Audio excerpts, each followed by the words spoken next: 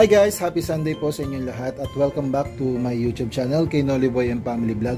So guys, ang recipe natin for today para sa ating pamilya is magluluto tayo ng special pansit canton. So request po ito ni Bunso. So gagawa tayo nito ngayong araw ng Sunday. So guys, ito yung ating mga kumpletong ingredients para sa aking lulutuin na pansit canton. Una, meron tayong panggisa, kasama natin dito yung ating onion at saka yung ating garlic.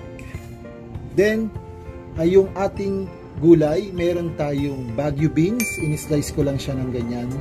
And then yung ating carrot, at saka yung ating repolyo, at saka yung ating pechay Baguio. Then kasama din dyan sa ating ingredients yung kikiam. So mayroon akong isinama dyan na kikiam na 16 pieces. In-slice ko lang siya ng ganyang kaliliit. And then yung ating liempo,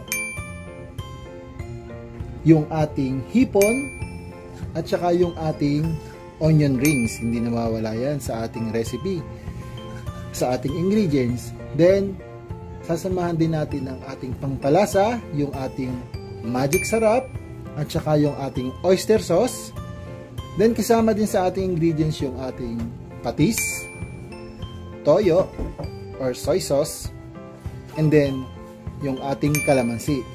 So ang ating main ingredients itong ating pansit canton. So ang gamit nating brand ay Excellent, it's special noodles. So guys, kumpleto na yung ating recipe, kaya pwede na natin itong lutuin at mai-prepare natin mamaya para sa ating mga chikiting at sa ating pamilya. So guys, samahan nyo ako magluto sa aking munting kusina. Guys, kasama din pala sa ating ingredients yung cooking oil and then yung water. So start na tayo. Lagyan muna natin yung ating pan ng cooking oil. So yan. Then painitin natin lang ng bahagya. Guys, ipa-fried muna natin yung ating kikiam.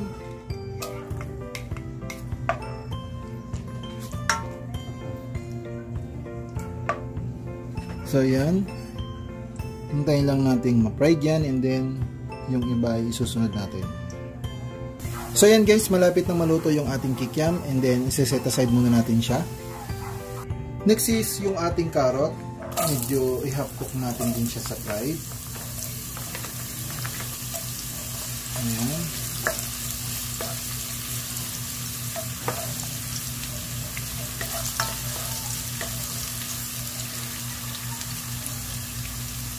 So yan guys, okay na rin yung ating carrot. Isa-set aside muna din natin siya. Next naman guys, yung ating Baguio beans. Yan, medyo i-fry din natin siya ng Baguio para mamaya pag niluto natin, mabilis lang siyang maluto.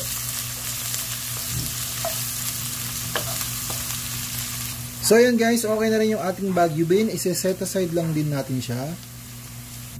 Then magigisa na tayo. So unahin natin yung ating bawang. Sibuyas.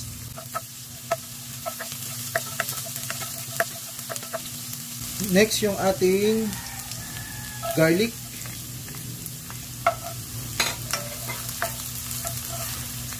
Medyo i-golden lang natin yan.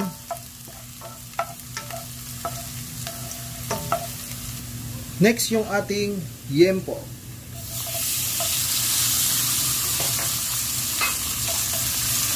Igigisa lang natin to. So, papulahin natin ng bahagya yung ating liempo sama ng ating onion at saka yung ating garlic. Guys, ilalagay na rin natin yung ating shrimp. Mix lang natin.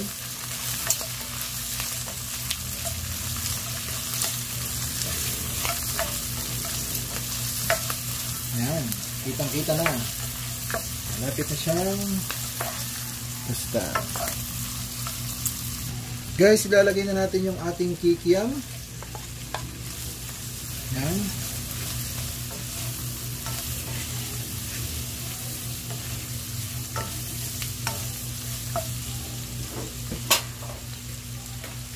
Sunod yung ating Baguio beans.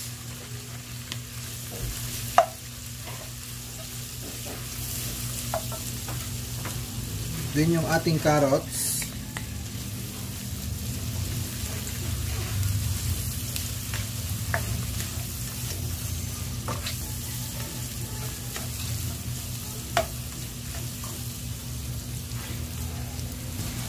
Nalagyan na natin ng paminta. Yan. Then yung ating soy sauce.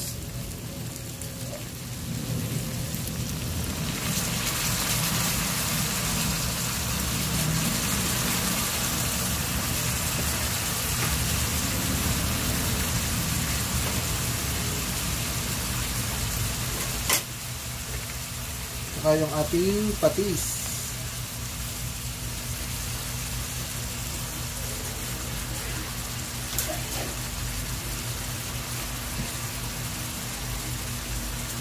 Then i-mix lang natin.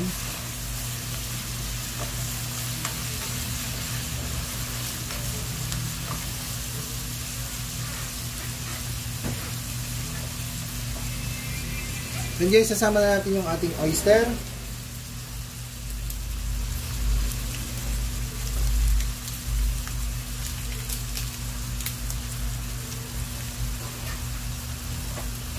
Then mix lang natin.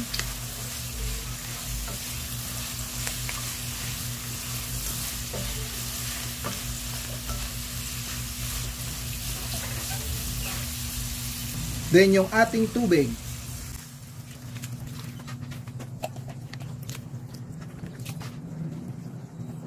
Ang next nating lalagay yung ating gulay.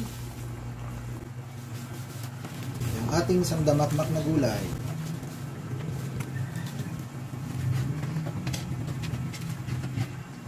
So yan guys, i-mix po natin muna yung ating nilagay na gulay.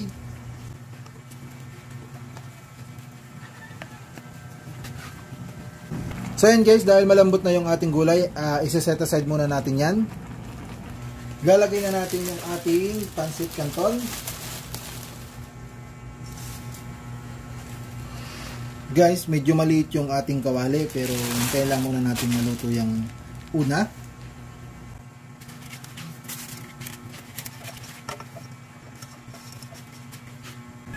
So yan, ilagay na po natin lahat yung ating kalahating kilo na kanton. Then isusunod natin dito mamaya yung ating mga gulay.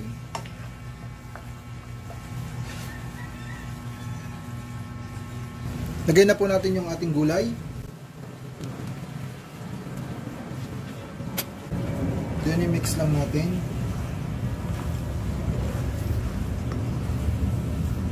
So ayan guys, ito yung ating pancit canton na malapit na pong maluto.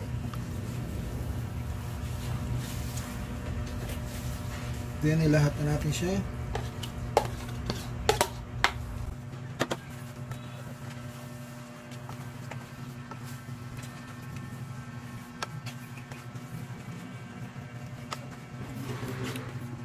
Guys, ito na po yung ating pancit canton.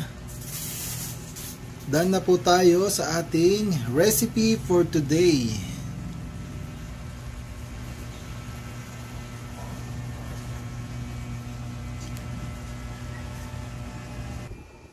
Okay na po yung ating pancit canton. So guys, hanggang dito na lang po yung ating video. Sana po nagustuhan ninyo, at sa mga hindi pa po nakakapag-subscribe, subscribe na po kayo. At salamat po sa mga nanonood. At higit sa lahat sa mga silent viewer, and then sa ating mga OFW at sa ating mga subscribers. Salamat po! See you to my next video. Bye-bye!